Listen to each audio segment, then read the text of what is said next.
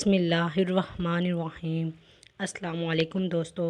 रसूल खुदा सल्लल्लाहु अलैहि वसल्लम की हयात तैयबा में एक सहराई अरब आपकी ज़ियारत के लिए मदीना मुनव्वरा की तरफ रवाना हुआ। रास्ते में देखा कि एक कबूतरी ने बच्चे दिए हुए थे। इसने कबूतरी के बच्चे उठा लिए और दिल में कहा कि ये बच्चे हजूर सल्लल्लाहु अलैहि वसल्लम की खिदमत में बतौर तोहफ़ा पेश करूँगा। कबूतरी ने अपने बच्चे एक इंसान के हाथ में देखे तो बड़ी मुस्तरब हुई और इसके सर पर चक्कर काटने लगी। वो शख्स मदीना पहुंचा और मस्जिद नबवी में गया, हजूर सल्लल्लाहु अलैहि वसल्लम की ज़ियारत का शर्फ हासिल किया और कबूतरी के बच्चे आपकी नज़र किए। कबूतरी ने जैसे ही अपने बच्चों को देखा तेज़ी से ज़मीन पर उतरी और बच्चों के गिर्द चक्कर लगाने लगी। फिर वो उड़ी। कुछ देर बाद वापस आई तो इसकी चोंच में गज़ा थी, जिसे उसने चूज़ों के सामने डाला और उड़ गई। फिर कुछ देर बाद दोबारा आई और अपने चूज़ों के सामने गज़ा डाली। इस मंज़र को हजूर अकरम सल्लल्लाहु अलैहि वसल्लम और दूसरे तमाम सहाबा कराम रज़ी ताला अन्हों ने देखा। रसूल अकरम सल्लल्लाहु अलैहि वसल्लम ने अपने सहाबा से फ़रमाया, तुमने देखा कि एक कबूतरी को अपने चूज़ों से कितनी मोहब्बत है। सहाबा ने कहा, बेशक या रसूल अल्लाह, आज हमने ममता का यह अजीब पहलू देखा है। हजूर सल्लल्लाहु अलैहि वसल्लम ने फरमाया, मुझे उस ज़ात की कसम जिसके कब्ज़े में मेरी जान है और जिसने मुझे नबी बनाकर माबूस किया है, तुमने ममता की जो शफ़क़त देखी है, अल्लाह इससे हज़ारों गुना ज़्यादा अपने बंदों पर मेहरबान है। ये सुनकर सहाबा बहुत खुश हुए और उन्होंने खुदा का शुक्र अदा किया। फिर हजूर सल्लल्लाहु अलैहि वसल्लम ने हुक्म दिया कि कबूतरी के बच्चे आज़ाद कर दिए जाएँ। जालिनूस अपने दौर का मशहूर तबीब और बहुत बड़ा आलिम था। एक दिन बैठे बिठाए उसके जहन में एक अजीब सवाल पैदा हुआ कि अल्लाह ने गिलाज़त में पलने वाले स्याह भंवरे को क्यों पैदा किया। इस गलीज़ भंवरे की पैदाइश का भी कोई फ़ायदा है? आखिर अल्लाह बेफ़ायदा चीज़ क्यों पैदा करता है? काफ़ी अरसा जालिनूस इस वहम में गिरफ़्तार रहा। फिर कुदरत की तरफ से ऐसा हुआ कि उसकी आंखों में दर्द शुरू हो गया। जालिनूस अगरचा खुद बहुत बड़ा तबीब था, लेकिन अपनी तमाम तर कोशिश के बावजूद अपनी आँख का दर्द ख़त्म ना कर सका। दूसरे उत्बा ने बड़ी कोशिश की, लेकिन इसकी आँख का दर्द ख़त्म ना हो सका।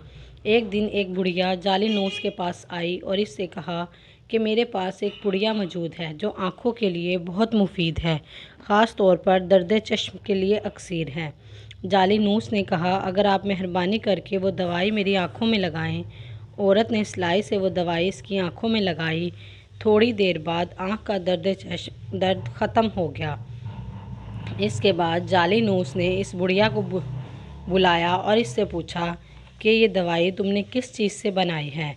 औरत ने कहा, गोबर में पाए जाने वाले स्याह भंवरे को पकड़कर मैंने मारा, इसको धूप में खुश्क किया, फिर इसके बाद इसे कूटा और ये वही दवाई है जो मैंने आपकी आँखों में लगाई है।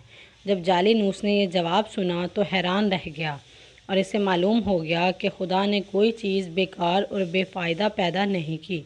मशहूर मुतकल्लम अली बिन मसीम बगदाद के रहायशी थे। इनके ज़माने में मामून की हुकूमत थी। इस वक्त हसन बिन साहिल मामून का अहम तरीन वज़ीर था, जो कुछ लिहाज की तरफ माइल था। एक दिन एक जिंदीक इसके पहलू में बैठकर शेखियाँ भिखार रहा था और सब लोग इसकी बातों को दिलचस्पी से सुन रहे थे।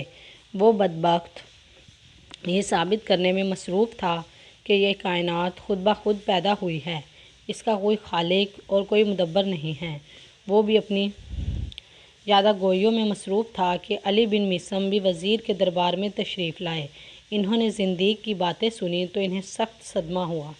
इन्होंने वज़ीर बिन सहल को मुखातिब करके कहा कि जनाब, इसकी बातें बाद में सुन लेना, पहले मेरी सुने। मैं आपको सुनाना चाहता हूँ कि आज मेरे साथ एक अजीब वाक़या हुआ। इनकी इस आवाज़ पर खामोशी छा गई और वज़ीर ने कहा कि आपने आज क्या देखा। अली बिन मिसम यूँ ही मुखातिब हुए, मुझे आज यहाँ आना था तो मैं दरियाए दजला के साहिल पर गया ताकि कश्ती में बैठ के यहाँ आ सकूँ। मैंने देखा कि कश्ती बग़ैर मला के दरियाए दजला के किनारे लोगों को उसमें सवार कर रही है। कश्ती मुसाफिरों को लेकर दरिया में चल पड़ी। कश्ती में पीछे बैठे हुए मुसाफिरों ने मुख्तलिफ घाटों पर उतरना था। कश्ती हर एक घाट पर गई। मुसाफिर الگ الگ گھاٹ پر اترتے چلے گئے، پھر آخر میں مجھے آپ کے محل کے سامنے اتارا، پھر میں آپ کے پاس چلا آیا۔ زندیق نے جب یہ باتیں سنی تو اس نے چیخ کر کہا، وزیر صاحب، اس کی بات سننا وقت ضائع کرنے کے مترادف ہے۔ یہ تو مجھے احمق انسان لگ رہا ہے، اس میں عقل و فہم کی کوئی شے نہیں ہے۔ وزیر نے کہا، آپ نے یہ کیسے فیصلہ کر لیا؟ یہ احمق ہے۔ زندیق نے کہا، اس سے بڑی حماقت اور کیا ہو سکتی ہے کہ ایک کشتی بغیر ملا کے خود بخود گھاٹ پر آئے اور مسافروں کو اٹھا کر خود بخود گھاٹ پر اتارے۔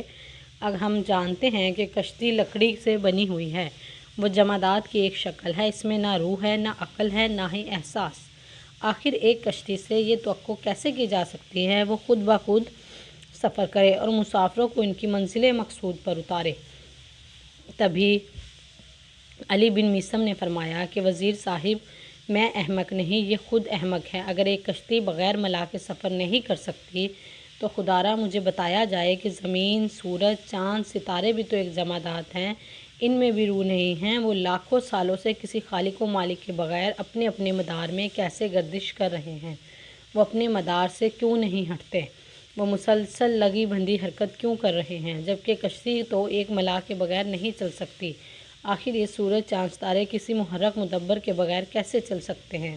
علی بن میثم کی تقریر سن کر زندیق کے ہاتھوں کے طوطے اڑ گئے اور وہ سخت شرمندہ ہوا اور شرمندگی کی وجہ سے اپنی گردن نیچے کر لی اور وہاں سے اٹھ کر چل دیا۔